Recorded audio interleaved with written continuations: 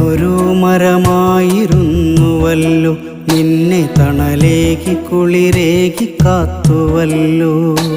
നീയൊരു പൂവായി വിരിഞ്ഞതല്ലേ, എൻ്റെ കരളിൻ്റെ ചില്ലയിൽ പൂത്തതല്ലേ.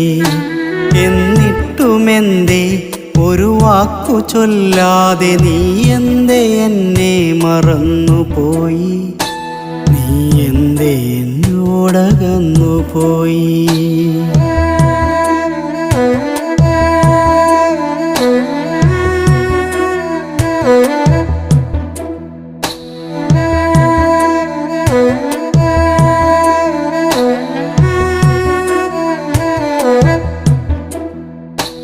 നിന്റെ ഈ